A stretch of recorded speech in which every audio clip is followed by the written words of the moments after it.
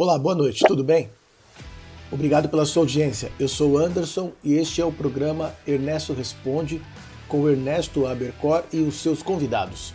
Se a sua empresa está precisando de um software de gestão empresarial com ERP de qualidade, completo, robusto, que atenda todas as necessidades do mercado, procura lá erpflex.com.br.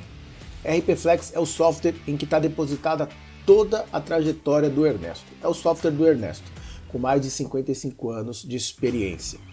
Para todos os segmentos, para qualquer tamanho de empresa. Para obter mais informações, erpflex.com.br. No programa de hoje, uma entrevista exclusiva com Carlos Seabra e Sérgio Maciel, o ABC da robótica. De acordo com os entrevistados, a tecnologia, a robótica, deve ser ensinada desde os primeiros passos. É uma entrevista que vale muito a pena e que gera diversos insights sobre o processo de educação no Brasil, o atual e para os próximos anos. Acompanhe agora.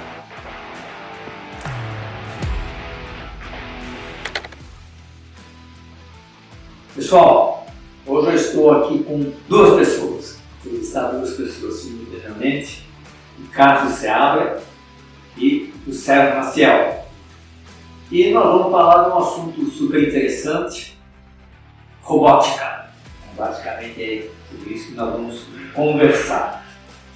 Então, como primeira pergunta, assim, a robótica é uma coisa recente, quer dizer, já existe há algum tempo, mas ainda não está muito bem difundida, né? Principalmente nas escolas e todo esse processo que as crianças aprendem. Então, como é que você vê a robótica e a tecnologia, como é que vamos resolver esse problema de ensinar já para as crianças de como tudo isso aí funciona? Bom, embora nós estejamos ainda nos primórdios da robótica estar mais disseminada na nossa sociedade, ela é muito disseminada na China. É o país que mais usa robótica no momento, né? Os Estados Unidos usam muito também. O Brasil já tem bastante, mas ainda temos uma larga trajetória a caminhar. Na indústria automobilística, a Volkswagen, Ford, etc., quase os carros são 80% feitos por robôs. É uma área que tem uma robotização muito grande. E agora o agro também está usando robótica no campo, né? Tem uma série de operações que são automatizadas. Falando de como é que as crianças podem começar a se preparar para esse mundo, é aprenderem a pensar. Porque o que um robô faz? Ele faz aquilo para o qual ele foi programado a fazer. Então você precisa aprender programação. Você precisa ver quando a coisa dá errado, como é que você vai consertar. Então tem uma série de kits que várias escolas já estão usando. As escolas do SESI, por exemplo, elas têm um trabalho de robótica muito bom. Eu já tive a oportunidade de trabalhar com eles, usando conjuntos com Lego, pecinhas do Lego, e motores e sensores. Então você constrói pequenos robôs e as crianças aprendem a trabalhar em conjunto umas com as outras, a resolver problemas. Programação usa-se em geral uma linguagem visual chamada Scratch, né, e não as linguagens mais tradicionais de programação, mas você aprende a lógica do se, então, o if, then, né, repetir até que determinada condição. Então é muito por aí, dá para a gente falar muito mais, mas para responder mais objetivamente é assim que eu vejo.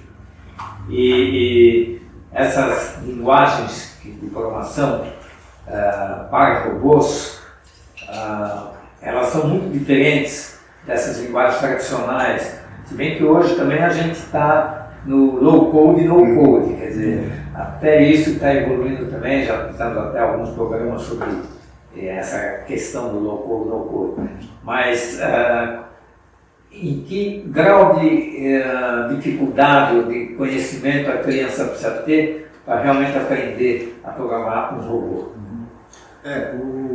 As linguagens são muitas vezes adaptadas à faixa etária, né?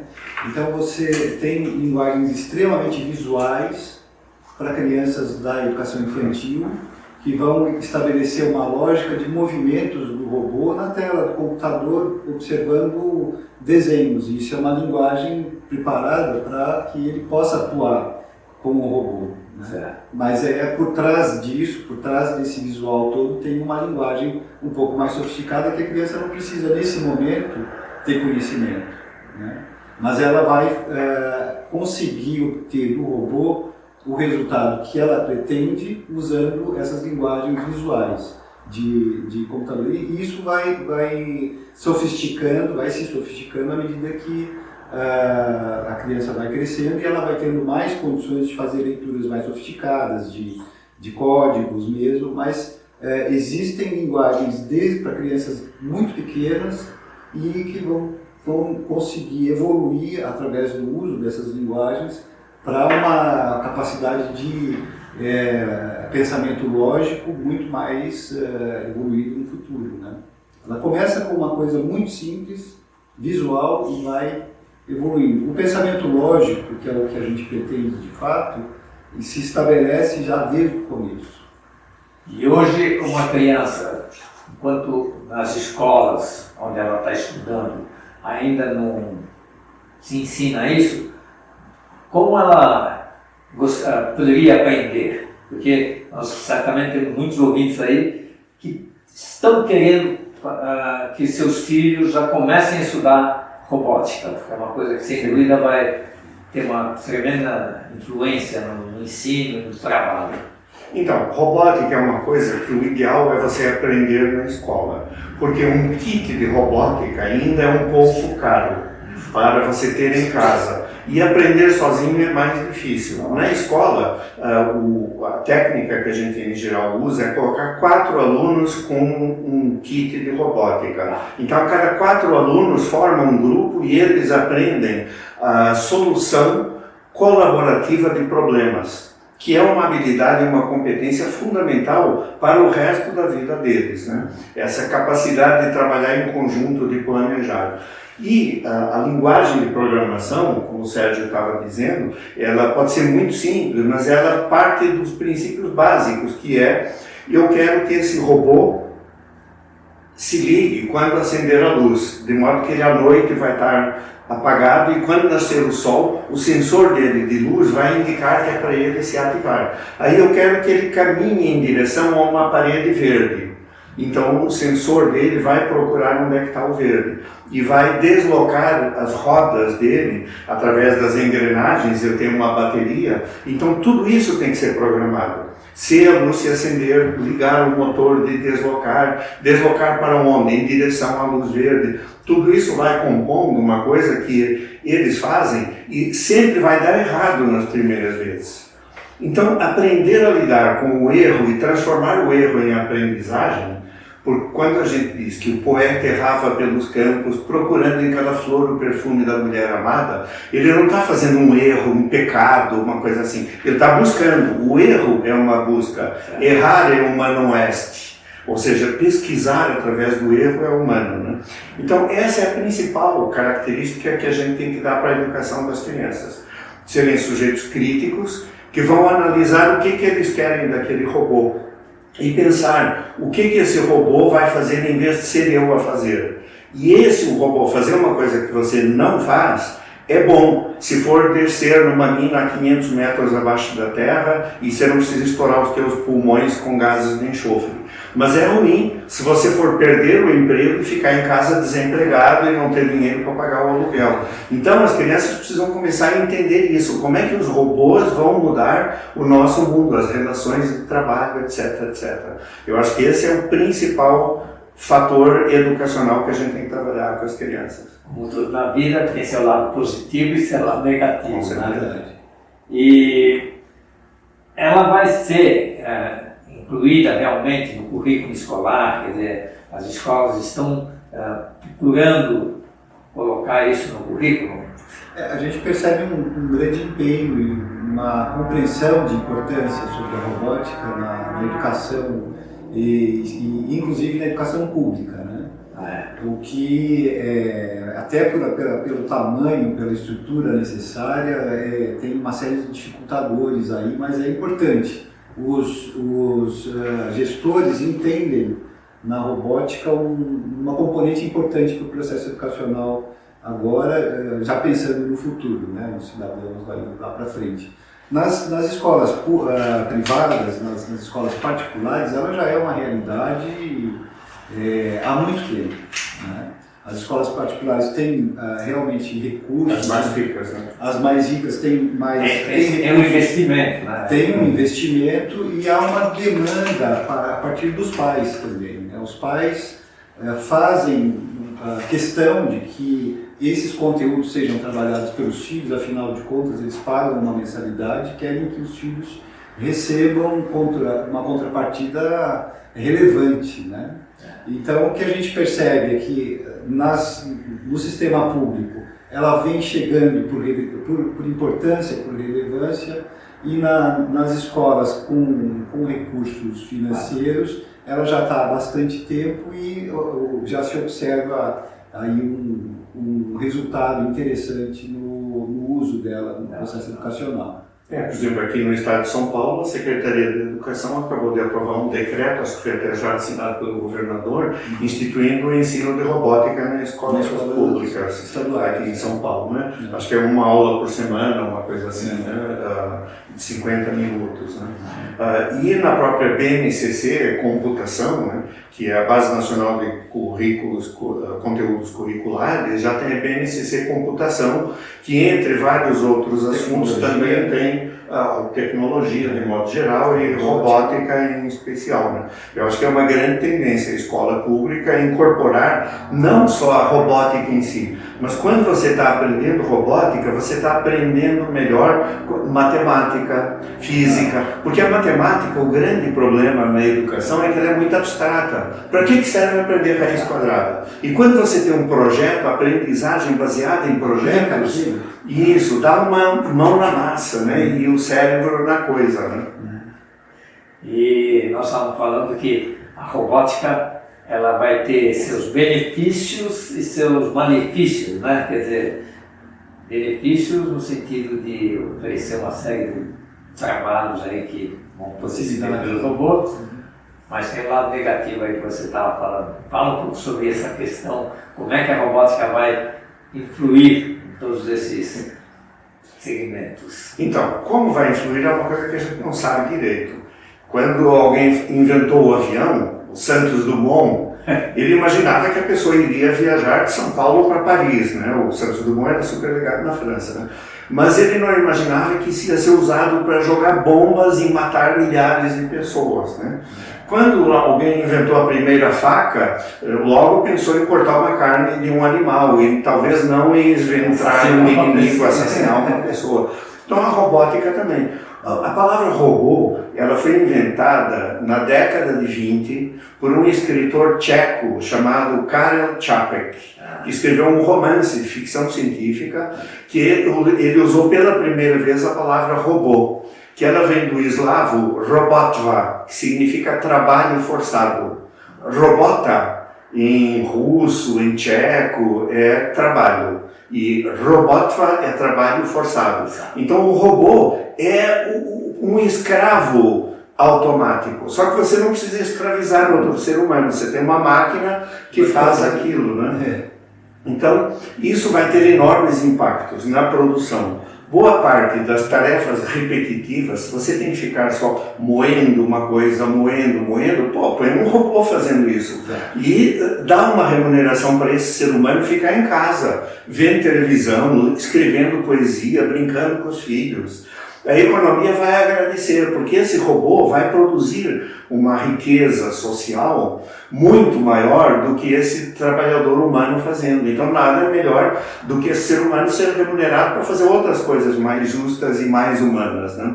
Mas o mundo nem sempre funciona assim. Muitas vezes esse ser humano que é tirado desse trabalho repetitivo pelo governo, ele vai ficar desempregado, vai ficar na miséria. E isso é nisso que a sociedade precisa pensar. Esse algoritmo de programação da sociedade, ele precisa ser pensado. É aí que entra a política. Não a política com o P minúsculo, que a gente está tão habituado a ver, mas a política pensada de um jeito grande, né? Agora, pensando ainda nessa questão, eu imagino que é importante que haja conhecimento sobre o assunto. As futuras gerações, a garotada, conhece a robótica e os benefícios que ela pode trazer, ou ela vai ser vitimada por ela. É uma coisa que vai acontecer e ninguém vai saber nem de onde veio o desastre, né? É importante que haja essa oportunidade de manuseio do conhecimento, manuseio da programação, dos robôs, para que se possa tomar decisões adequadas com conhecimento, né? Acho que é importante que a robótica seja inserida na educação desde cedo, para que nós sejamos protagonistas do processo de robotização das empresas, das indústrias, e não venhamos a ser vitimados por ela. Que ela só traga benefícios, né? Em princípio, ou que ela seja dirigida por pessoas com conhecimento sobre o assunto, né? Então, um menino que na 8ª série, na 5ª série, teve uma oportunidade de vivenciar programação de robótica, na vida adulta, quando ele foi confrontado por uma realidade em que os robôs estão ali sendo cogitados para algumas funções, ele vai saber do que se trata, ele vai conhecer aquele assunto. Ele não vai ser simplesmente um jogador de tamancos. Vai ser simplesmente ver o que está sendo feito, mas sem saber. Ele vai ser protagonista, ele vai ser parte das decisões, né, na medida que ele conhece.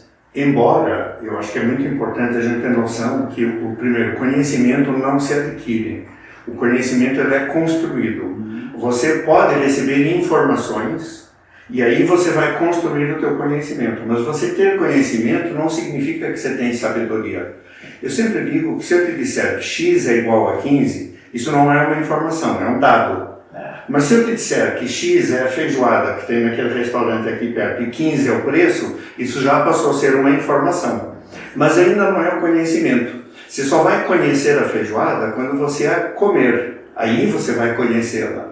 No entanto, você ainda não vai ter a sabedoria. A sabedoria é você saber que se você está muito gordo, não convém você comer a feijoada. Se você vai dar uma palestra depois do almoço ou vai ter que assistir uma aula, é melhor não comer a feijoada. Come uma coisa mais frugal. Aí entra a sabedoria. E muitas vezes o que faz falta no nosso mundo, e a gente precisa preparar as crianças, é para elas buscarem a sabedoria, terem uma consciência crítica. Às vezes o conhecimento, ele até te afasta da humanidade. A gente vê quanto o povo alemão no Holocausto, conduzido por Hitler, aquela matança horrível de pessoas que promoveram, quanta gente era formada, tinha cursos superiores, ouviam música clássica e, no entanto, fizeram das piores chacinas da humanidade, porque faltou a sabedoria. E a sabedoria, ela muitas vezes está mais perto do amor do que do próprio conhecimento. Eu acho que é importante a gente temperar isso também, só para... E com relação à inteligência artificial, como é que isso aí vai linkar? Quer dizer, os robôs, eles vão também chegar ao ponto de pensar, de tomar decisões, de realmente fazer alguma coisa que um ser humano talvez não tivesse pensado. Quer dizer, a inteligência artificial vai estar embutido no robô? Eu penso que sim, que a inteligência artificial vai estar embutida em tudo, a partir de agora, né? Esse desenvolvimento incrível da possibilidade de processamento, essa quantidade impressionante de informações à disposição, enfim, a inteligência artificial ela vem tomando espaço cada vez maior em várias áreas e a robótica não vai ser diferente, né? A gente já vê, por exemplo, no Japão, alguns robôs que têm essa capacidade de fazer escolhas a partir do uso de inteligência artificial, né? Agora, que tipo de escolhas, como é que esses robôs vão ser programados, de que maneira eles vão poder atuar de fato, né? A serviço de quem eles vão estar, né? O que é fato é que a inteligência artificial vai chegar na robótica com tudo, como vai chegar em todas as áreas, né? E um robô, ele é programado, né? Quer dizer, existe lá todo um processo de codificação que vai definir como é que ele vai agir. Tá? E isso, a programação desses robôs vai ser um trabalho feito por um programador e que vai definir como é que ele deve atuar. Sim, programadores e outros profissionais, né? E, por exemplo, falando de inteligência artificial, primeiro eu não gosto de falar de inteligência artificial, parece que é uma coisa. São inteligências artificiais. Cada um desenvolve o seu sistema. E tem inteligências que são mais inteligentes e outras são mais burrinhas. Basta a gente entrar nesses sites e experimentar. A inteligência do chat GPT, a inteligência não sei do que, a inteligência do Midjourney. Agora tem inteligências para desenvolver e criar músicas. Tem inteligências que trabalham com a geração de filmes. Mas tudo isso não é inteligente. A inteligência é dos seres humanos que programaram e que fazem a moderação. Se você disser, eu quero gerar um desenho de um cara espetando uma faca na barriga do outro e o ventre para fora, soltando sangue, a inteligência não vai fazer. Se você pedir um conteúdo obsceno, eu quero uma mulher pelada, ele também não vai fazer. Porque existe uma moderação humana que definiu as regras. Não pode fazer isso, não pode fazer aquilo. Agora, do mesmo jeito, eu posso amanhã, tem uma porta na minha casa que eu chego e ela reconhece por reconhecimento facial que eu sou eu e se abre. Mas amanhã eu não paguei o condomínio do meu prédio e a porta não vai se abrir e vai falar, você vai ficar aí fora enquanto não pagar o condomínio. Então a inteligência artificial pode ser usada para facilitar a nossa vida ou para trazer coisas muito mais complicadas. Mas a inteligência artificial ela está sendo sobrevalorizada. Existe a chamada síndrome de Frankenstein. O ser humano morre de medo de criar uma coisa que depois não domina, a chamada síndrome de Frankenstein. Né? A inteligência artificial não é isso tudo. Ela é mais como se fosse um cruzamento de cachorro com papagaio. Um papagaio, ele tem o psittacismo, que é a capacidade de falar uma coisa aparentemente inteligente num contexto significativo. Mas o papagaio, na verdade, não tem consciência do que ele está falando. A inteligência artificial também não tem consciência do que ela fala. Eu peço, me redijam uma carta de desculpas, pedindo desculpas pelo atraso do meu condomínio e pedindo mais uma semana de prazo. Ela vai fazer uma carta muito boa, ela vai te ajudar nisso.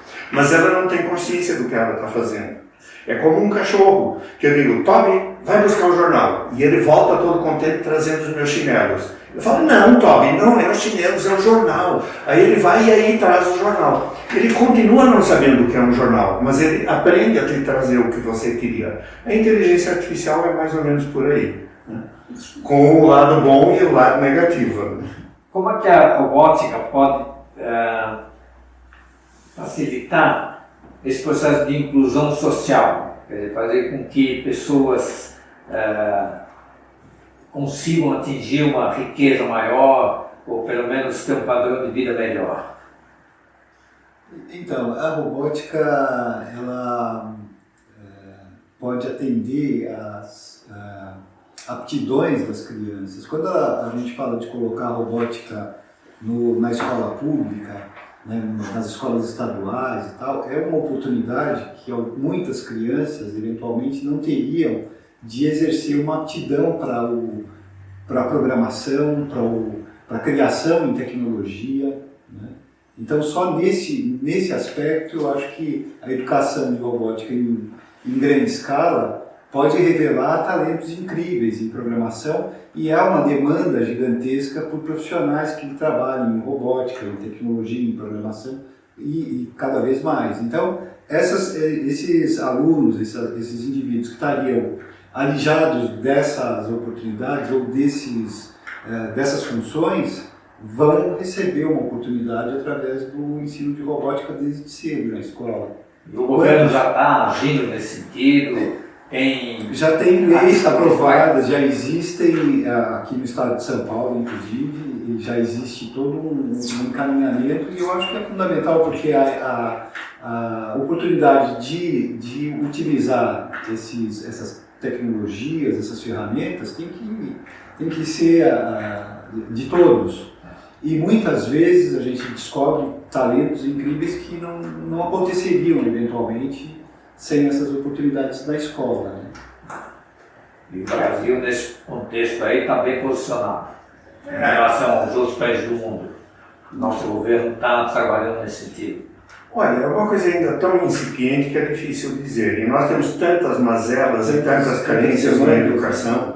Basta a gente andar aqui pelo centro da cidade e ver a Cracolândia e pensar e ver esse pessoal, às vezes, com crianças pequenas, eles, enfim, a miséria, ela é uma coisa que acaba com qualquer perspectiva mais humanista, né? Então, como é que a gente pode usar uma coisa como a robótica ou algo mais simples, como uma caneta? A caneta, vamos pôr isso na escola e a educação vai melhorar. A pessoa que saiba usar a caneta vai ser mais feliz, ela vai ter melhores empregos. É verdade, mas a caneta sozinha não faz isso. A robótica sozinha também não vai fazer nada. É a política do que a gente fizer com a robótica. Então eu posso ensinar robótica na escola. Olha, vocês vão fazer o robô se mexer, ou vamos fazer uma luta de robôs, e um vai bater no outro até um quebrar. Ok. Eles vão aprender alguma coisa, mas eu também posso fazer um projeto social. Vamos fazer um robô que vai ligar a energia eólica ou a energia solar e vai transformar essa energia e extrair um hidrogênio verde, pensando na sustentabilidade do planeta. A gente pode ter programas de uso social da robótica, de uso ambiental da robótica, de uso criativo cultural. Vamos fazer, enfim. A imaginação é o principal. O Einstein já dizia que a imaginação é mais importante que o conhecimento. Então também no uso da robótica é com a imaginação que a gente vai construir um mundo melhor, mais justo, mais igual para todos, né? E cada vez também discutindo mais, né? Quer dizer, colocando a sociedade, conhecendo mais quais são as possibilidades, quais são os problemas que podem ser enfrentados. Isso, discutindo e tendo indicadores, porque na educação, assim como na política, a pior coisa que a gente tem é o gogó, né? É a versão. Eu farei, eu fiz, e é tudo sempre muito grandiloquente. O importante é ver dados. Os alunos de uma escola que estão trabalhando com robótica, comparados com outros alunos de uma escola do mesmo nível, que não usa robótica, quais são as competências e habilidades que eles têm de diferente? O que deu errado? O que a gente tinha de expectativa e que não deu certo? A gente precisa sempre trabalhar com indicadores concretos da realidade. Transformar dados em informação para poder transformar a informação em conhecimento e aí construir a tal da sabedoria. Tem um livro, né, que é o ABC da Robótica. Como é que isso pode ajudar? O que fala esse livro? O ABC da Robótica, ele é um abecedário, né? Então ele tem palavras de A a Z relacionados com o universo da robótica, da tecnologia, né? Então ele é um estímulo para o aluno que vai fazer a leitura desses verbetes e eventualmente trabalhar mais, pesquisar mais sobre esse assunto. Ele é um start, digamos assim, para o universo da robótica. É essa a ideia do ABC. Ele é um livro que a gente escreveu, numa versão dos autores, né? Foi lançado agora pelo selo editorial Trix. E tem 72 páginas, para um livro infantil tem um bom tamanho, muito bem ilustrada por um ilustrador bastante famoso, o Guazelli, o Eduardo Guazelli, né? Ele tem umas obras geniais e tal, e a gente teve a honra dele ilustrar o nosso livro, né? Eu acho que a grande característica que tem é que, primeiro, é um livro de literatura infantil, não é um livro de tecnologia. Que a gente usa a tecnologia para fazer humor, para contar coisas interessantes, e claro, com essa pegada que está presente no nosso jeito de encarar a robótica, uma pegada humanista, e onde a gente sempre instiga a criança a pensar. Então, por exemplo, sei lá, letra B, bateria. Porque sem bateria um robô não consegue se mexer. E você precisa ter atenção de recarregar a bateria para que o robô, quando você quer usar, ele não esteja parado sem energia, né? Então, a gente sempre devolve a bola para a criança de um jeito assim que a instiga. Então é um livro que, embora ele não ensine robótica, ele cria um contexto muito favorável a que um professor de robótica de uma escola tenha na biblioteca e estimule que os alunos leiam e discutam, porque ele traz um viés mais humano, bem-humorado, e do principal que a gente encara a robótica, né? Mas é um livro de literatura infantil, muito interessante e para a criança se divertir bastante. E como é que a criança pode adquirir esse livro? Os pais podem encontrar no site da editora, né, matrix.com.br, e na Amazon também. Ele está posicionado entre os 100 mais vendidos atualmente, que é uma coisa bem legal. E certamente em breve nas bibliotecas das escolas, os pais, as crianças vão ter a oportunidade de conhecer, né? E oferecer, né, livros. Agora vem a minha mensagem, para além da robótica. Eu sempre tenho uma mensagem que é relacionada à leitura e a livros, né? Leiam, ofereçam livros para as crianças, ofereçam livros para os filhos, para os sobrinhos, convivam com livros em casa, coloquem livros na cozinha, no banheiro, na sala, no quarto, ofereça para a criança a informação de que leitura é uma atividade interessante, importante e agradável, né? Crie na família uma cultura de leitura. Se bem que hoje em dia também vídeos, né? Quer dizer, na internet, como esse programa que nós estamos fazendo, quer dizer, vocês também pensam em desenvolver cada vez mais vídeos sobre todo esse trabalho que vocês estão fazendo? Olha, aí sendo bem sincero é o seguinte, né? O vídeo ele é muito importante desde que o cinema foi inventado, né? E assim como os livros não substituíram a contação de histórias numa roda à volta da fogueira ou em frente a uma lareira de uma família, e o teatro não substituiu os livros, e o cinema não substituiu o teatro, e a televisão não matou o cinema, e agora a internet também não matou nada disso, pelo contrário, tudo se multiplica e interrelaciona. Eu sou fã de assistir conteúdos no YouTube, assistir podcasts e tal. Mas nisso aí é assim, o livro ele também é um produto comercial. Ele está à venda, como o Gui disse, no site da editora, na Amazon, em vários outros lugares, Magazine Luiza, Submarino, Americanas, e em livrarias físicas, na Livraria da Vida, em pequenas livrarias infantis que tem por aí, e estará cada vez mais. E eu espero ver também nas bibliotecas escolares, bibliotecas comunitárias, bibliotecas públicas, né? Agora, ele é uma coisa comercial. Nós ganhamos uma porcentagem enquanto autores. O autor ele tem uma porcentagem de direito autoral. A editora precisa vender muitos livros para ganhar com isso, para poder ter a distribuição, os pontos de venda também. Então também um canal.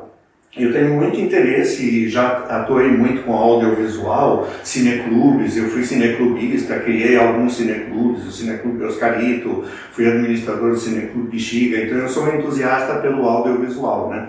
Mas precisa ter um projeto comercial nisso, você sabe. Você tem uma audiência, você tem aqui uma placa que já passou de 100 mil, você deve estar com um número maior, já perto talvez dos 200 mil, né? Não, estamos com 125 mil. 125 mil, mas está a caminho dos 200 mil, nós vamos ajudar a chegar lá, né? E você sabe como isso é importante para uma remuneração, uma sustentabilidade. Então se amanhã vier um projeto que diga, olha, vocês não querem fazer um canal e tem aqui essa verba e tal, ok, a gente topa, a gente está aí para ideias interessantes, mas começar assim do zero, como você começou, se bem que você tinha a tua empresa, o teu podcast nasceu porque você já tinha uma estrutura da empresa.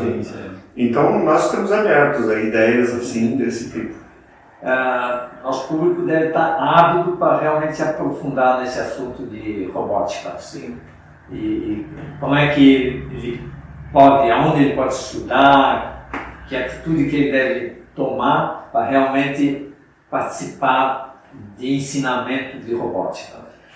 Bom, tem dois jeitos, a meu ver. Um é um jeito prático, você precisa mexer com robôs, precisa mexer com programação.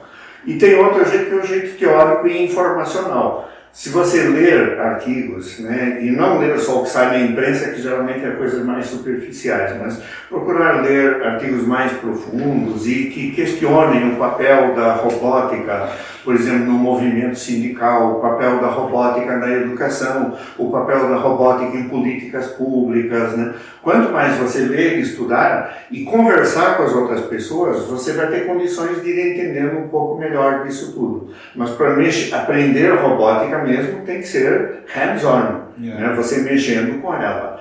Esse é, inclusive, o grande valor que a gente trabalha isso no nosso livro, é essa noção que você precisa mexer para aprender. Não basta ficar só teorizando.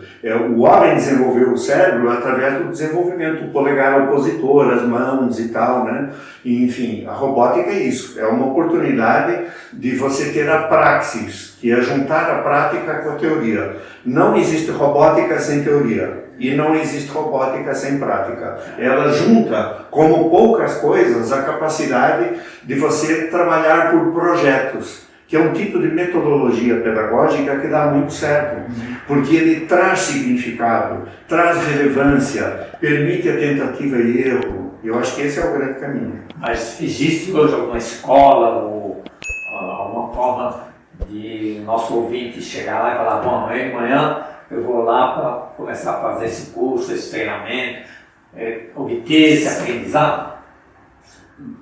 Assim, avulso não existe, né? Não, pelo menos eu não conheço. Né? O que tem são escolas que oferecem cursos de robótica para os seus alunos que estão matriculados no ensino regular, né?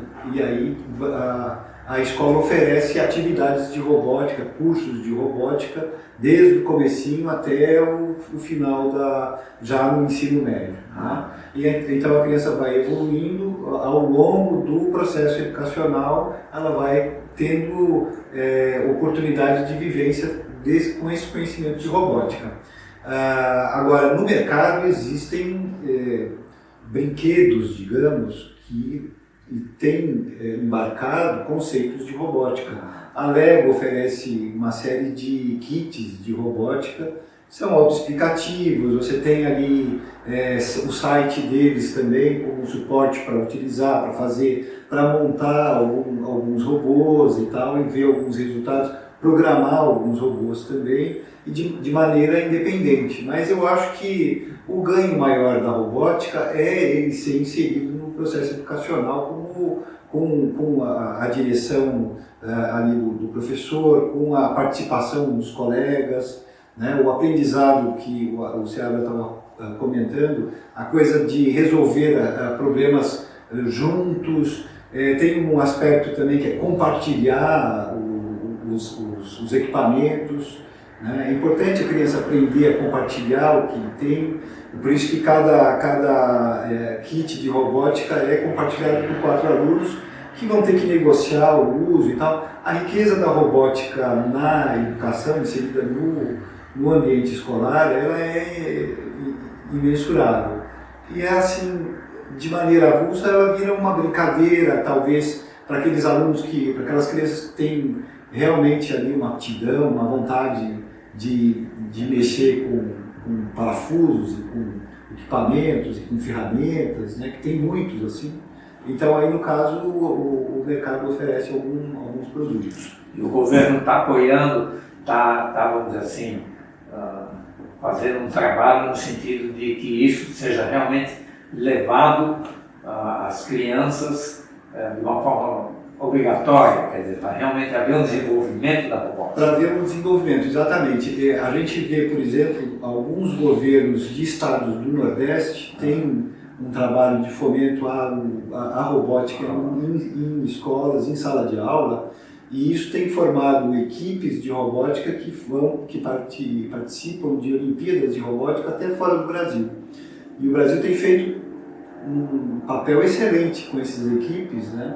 E são alunos que vêm trabalhando na escola pública, eventualmente, ou no SESI, né? O SESI tem uma participação incrível nessa área, mas em geral são alunos que vêm trabalhando a robótica desde os primeiros anos do ensino fundamental, né? E aí vão trabalhando como equipe, vão desenvolvendo todo um conhecimento e se transformam ali numa equipe que tem força para concorrer com outras equipes de outras escolas em Olimpíadas, em torneios internacionais ou nacionais, né? Agora, claro que isso tudo ainda é muito incipiente.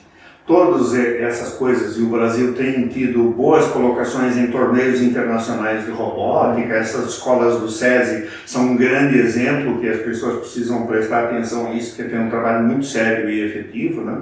Mas a verdade é que ainda você vai nas nossas escolas e o livro é subutilizado, o computador é subutilizado.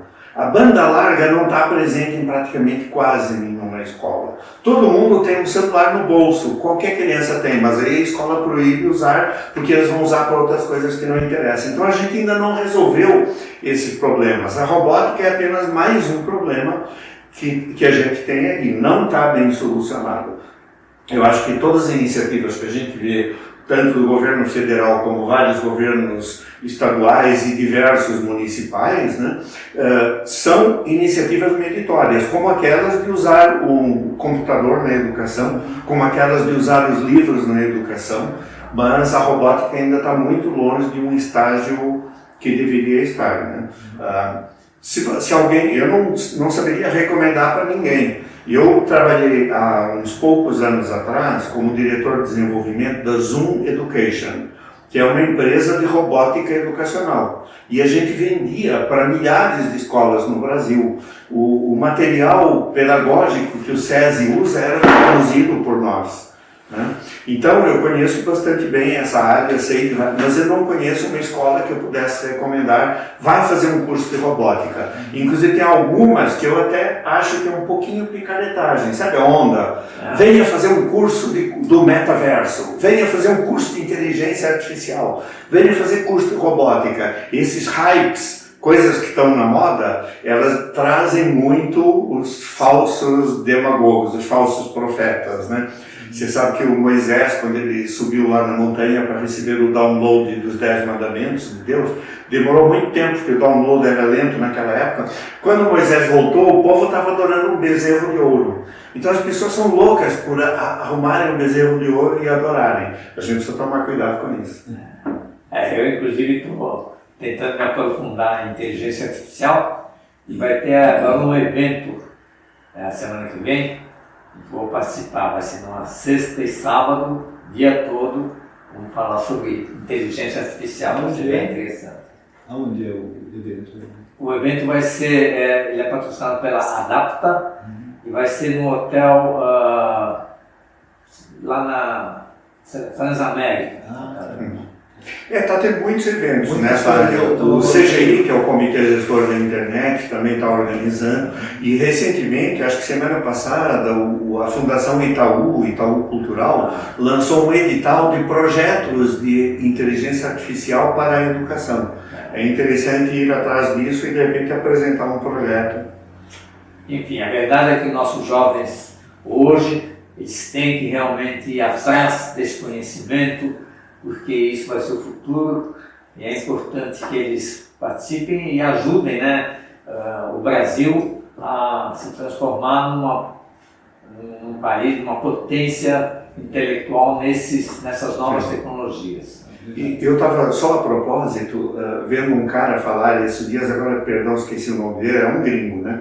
E ele dizia o seguinte, que os empregos na área de inteligência artificial estão sendo melhor preenchidos por gente que tem maior leitura de livros. Porque essas pessoas têm um universo vocabular muito maior do que só os tiozinhos do Zap, que tem um universo vocabular muito pequeno. E para você interagir com a inteligência artificial, quanto mais cultura você tiver, um arcabouço maior, inclusive semântico e tal, você consegue resultados muito melhores. Então, de qualquer jeito, o conselho é, como o Gui estava dizendo, né? Leiam. Livros e mais livros. Pode ler na internet também, pode ler no Kindle, o que quiser, né? Mas a leitura em papel é uma tecnologia super avançada, não precisa de eletricidade, você vira a folha, enfim. Volta ao início, né? Por isso, interfere. É outra coisa, né? Realmente o desenvolvimento, né, está muito forte e cada dia surge uma novidade. Verdade. E para acompanhar isso, eu me perco muito, assim, de repente, tem que fazer um pagamento, fica tão complicado, se você não se informar direitinho como tudo isso funciona, você passa para trás. Alijado da realidade do momento, do processo. Né? Bom, para finalizar, eu vou entregar aqui 2 livros para vocês, agradecendo essa participação. Um é Dicas de Como Chegar Lá, que é um livro que conta um pouco da minha história, da SIGA, que durou me consiga, hoje é a TOTUS, Terra Perplexo, enfim. É um bom livro para a pessoa se espelhar. E um outro que é o Fotolabor, Werner Abercorn. Meu pai era fotógrafo e fazia fotos de São Paulo, do Rio, de Santos, mostrando aí a nossa cidade, principalmente nas décadas de 50 e 60. É bem interessante também. Que precioso. Olha que bonito. Fantástico. Espaço Líquido Editora, não conhecia. Chope Antártica. Nossa, adoro essas imagens. Os nossos ouvintes devem estar interessados em realmente ter contato com vocês para conhecer mais sobre todo esse assunto de inteligência artificial, de robótica e tal. Quais são as formas que eles podem conseguir isso? Bom, nós temos um blog onde a gente vai pôr, não é um blog onde a gente cria conteúdos, é um blog onde nós vamos pôr o link para esse podcast que nós estamos gravando aqui consigo, onde qualquer matéria que sai em um jornal ou em outros blogs a gente também põe, tem um press release, tem um resumo de quem é o Sérgio Maciel e os livros que ele já escreveu, quem é o Carlos Seabra e os livros que ele já escreveu, quem é o ilustrador, enfim. O endereço desse blog é blogs.utopia.org.br/abc-robot. E lá tem as formas de contato conosco. Por e-mail principalmente, o nosso WhatsApp, tem um perfil profissional. E aí, só para fazer um pouco de propaganda também, a gente não vive só de vender o livro, né? As pessoas também podem nos convidar para ir em escolas, dar palestras, oficinas para professores de como eles podem usar de um jeito criativo a robótica e outras coisas da tecnologia, porque a gente mexe com blogs, com produção de revistas, com o lúdico, jogos, né, educação, enfim. Tudo isso você pode encontrar no nosso perfil nas redes sociais a partir do nosso blog. Perfeito. Acho que com isso vai haver uma propagação de conhecimento dessas tecnologias que estão surgindo aí. Muito interessante. Só agradeço a participação de vocês. Tenho certeza que foi muito importante para nossos ouvintes. E muito obrigado. É um prazer tê-lo conhecido, Ernesto, e fazer parte desse seu trabalho. Parabéns pela iniciativa, parabéns pelo podcast.